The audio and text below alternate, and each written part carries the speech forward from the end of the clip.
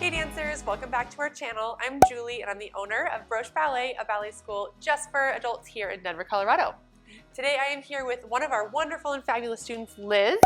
She has been dancing with us for just over a year, just got her first pair of pointe shoes, and is super excited to be here on our channel. So welcome, Liz. Hi.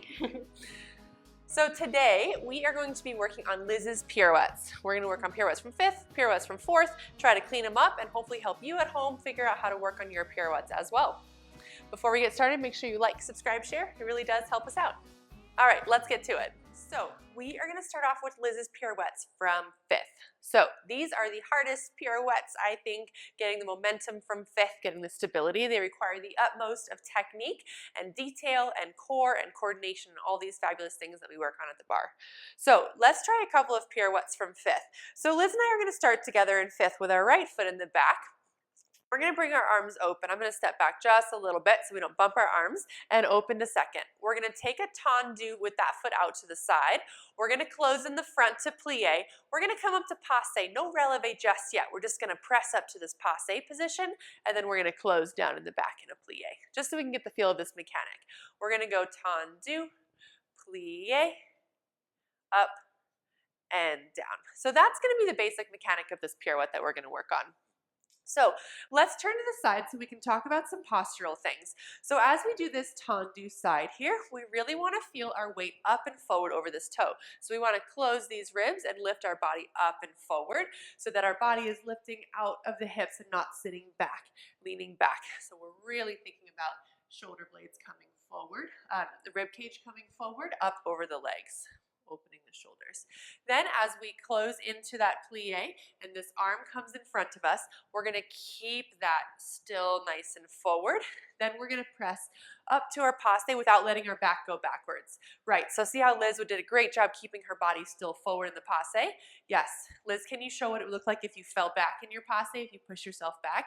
Yeah, then obviously she's going to fall backwards because she can't catch herself with her body. So we're going to make sure we're nice and forward and lifted when we come up to that passe. So let's turn back over to the camera. So when we work on this releve passe here, we're going to add a releve here in just a sec. We're going to try to coordinate all of this stuff that we just talked about. And when this arm closes, this leg gets to passe and this leg gets to releve, all of that should happen at the exact same moment. We don't want to go up and then the arms arrive later. We want it all together simultaneously. That is critical for a turn from 5th. Yeah, so let's try that. We'll go with that right foot back again. Open the arms through 1st and 2nd. Tendu side, plie. Let's try to make that releve happen. Up all at the same time and then come down in the back. Yeah?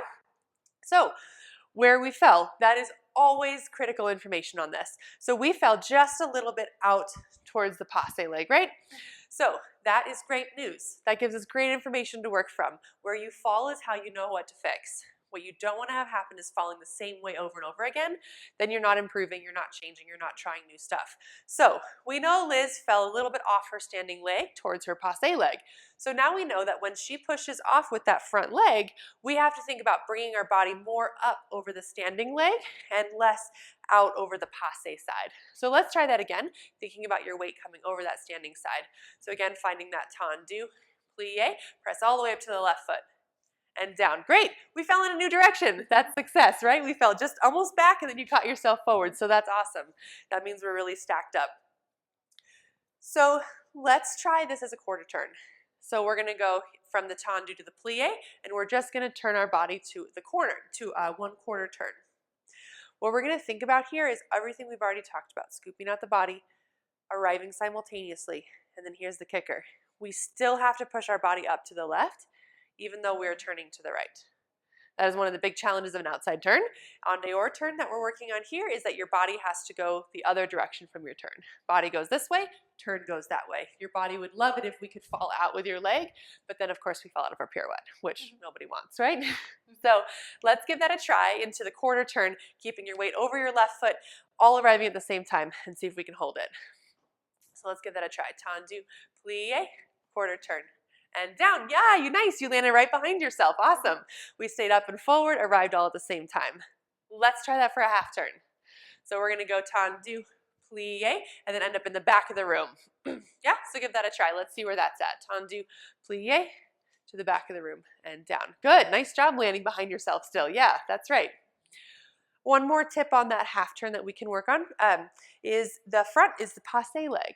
So as that foot comes up, let's think about it sliding up your other leg. So it's going to scoop up your leg and like almost draw a line on your tights. Think about it. If you had chalk on your toes, you would draw a line on your tights. That's going to help you, number one, keep that foot underneath you, and number two, keep it from sickling. As we draw it up the leg, we don't want it to end up sickled, so we're going to keep it really drawing up those tights. Yeah? Can we try one more time with that half turn? So keeping everything up and forward, and go for that half turn.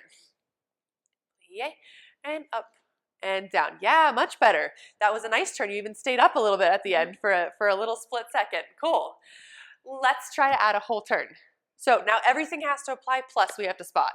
So for this spot, if we were thinking about looking in a mirror, you would want to think about seeing your leg in the mirror before you flipped your head for the spot.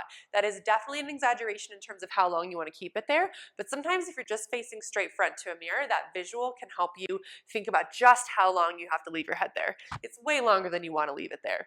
So as we think about all this stuff, staying forward, arriving at the same time, staying on the standing leg, and the fourth thing is drawing up the leg, we're going to think about leaving our head while all of that happens, then flip it around at the very end. Yeah, should we give it a try? Awesome. So let's go tendu, plie, go for that whole turn. And down. Good. Very nice. Let's work on that spot just a little bit. Yeah, you've got all the pieces, but the spot was just a little bit stiff on the neck. So let's try to get that loosened up a little bit. So from the tendu plie to the half turn, I want you to actually do a half turn, still looking back where we're starting. Do the whole half turn with your head turned. Doesn't that feel weird? Super weird, yeah? So let's try that again. Try to make that feel a little bit more natural. Find that half turn with your head turned towards the camera. There you go, much better spot for the whole turn. Yeah, that's right. Try one more time. Tendu, plie, whole turn, and down. Yeah, nice job. Good, we even landed right behind you. Awesome. Last thing we're going to try to add here is keeping that leg totally rotated in the pirouette as we go around. So as we're going around, this knee is going to keep pushing, pushing, pushing all the way back. Yeah? So to do a little demo, I'll give you your hands so you don't fall over.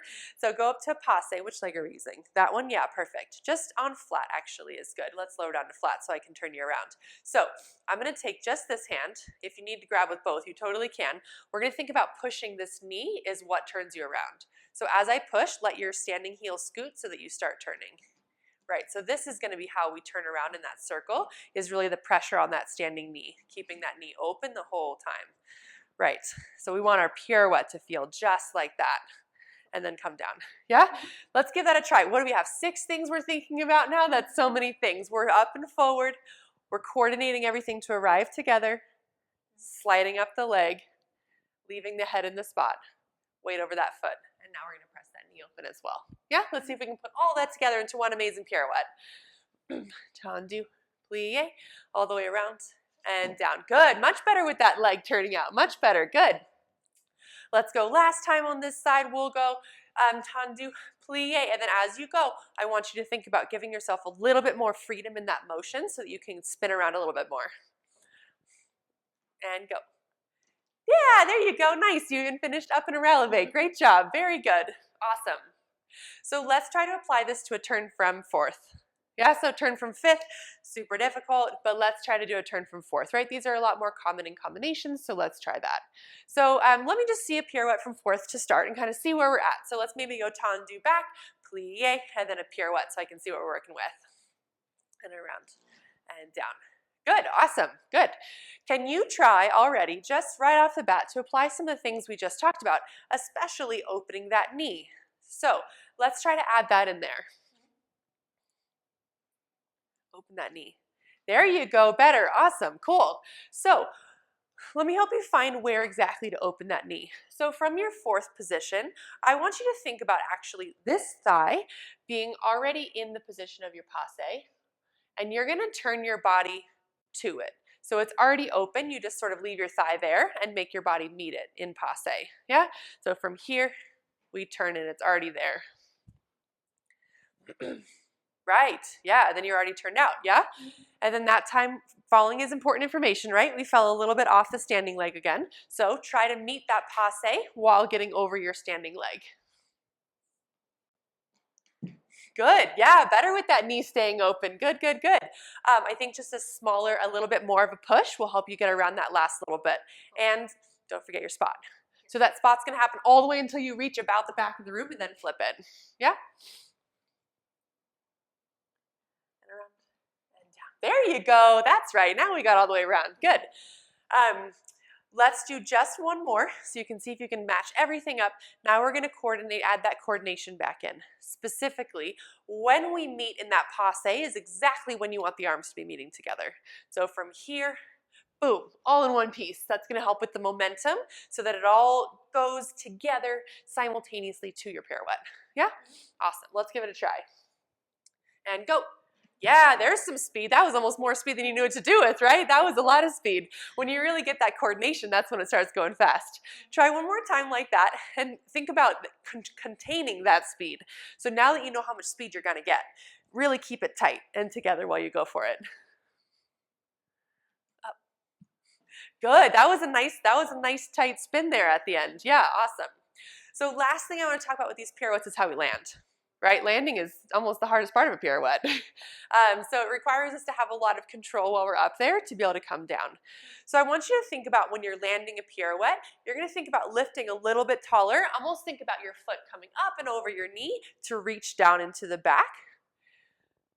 Simultaneously while that's happening, your body is going to reach in opposition with that leg. So as that leg goes back, your opposite side is reaching forward to help stop your turn. So a lot of times we're going around that turn and we're not really sure A, how to come down, or B, how to stop it, right? So that's going to be how we come down. We're going to lift higher, and then we're going to reach in opposition. This whole side of my landing is going to be as long as possible as opposed to being this way. So that's nice and long, and reach, reach, reach, reach, reach. Yeah, let's give that a try. And up, and reach. There you go. Now we can stick that landing. That's right. Try one more time, just like that. And up and land. There we go. That's right. Now we could come out of that pirouette into something else, right? We could come out of it into another pirouette or anything else. Yeah, awesome. So we talked about really 6 or 7 things here that are going to help these pirouettes, right? So we're thinking about keeping our body up and forward. We're thinking about when we push up to our releve, our body's really getting over our standing foot. No matter if we're turning outside, which is away from our standing foot, or inside, we really have to be on that standing leg. We're scooping this leg up when we're coming from 5th so that it really draws up the leg. 4th, we're meeting that leg in the passe. We're not thinking about bringing the leg in to open it. We're just going to leave it out there and meet it. And we're really thinking about the coordination, arriving together and all of that stuff. Then we practice our spot, leaving that head almost till you get a half turn. Be obnoxious about it in the beginning. Be super obnoxious about how long you leave your head there, just while you get it trained out of your body that your head comes with you. Really, really be deliberate about detaching it from that spot. Yeah, and the landing, lift, reach, elongate, really stick that landing, make it as big as possible. Yeah? Should we try to do a little dancey combo, put it together? Yep. Awesome, let's do it.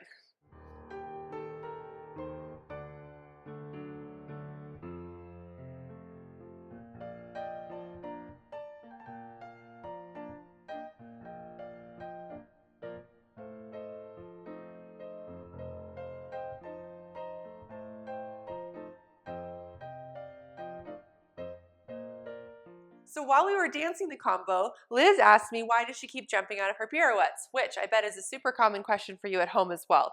So biggest reason why we jump out of a pirouette is that our weight is not on our standing foot. Our body knows that we have to stay up, so our body's gonna hop that foot back underneath us. So as we're doing that pirouette, what we were talking about with your weight going over that foot, even though you're turning away from it, is critical, especially when you flip your spot. I call it the corner of a pirouette. It almost feels like you round the corner, and that's when we hop out of it. So we're going around, and this flip of the head will oftentimes jar us off our standing leg. So that's when we get that hopper on like 3/4 of the pirouette, and then feel like we're fumbling our way into the landing.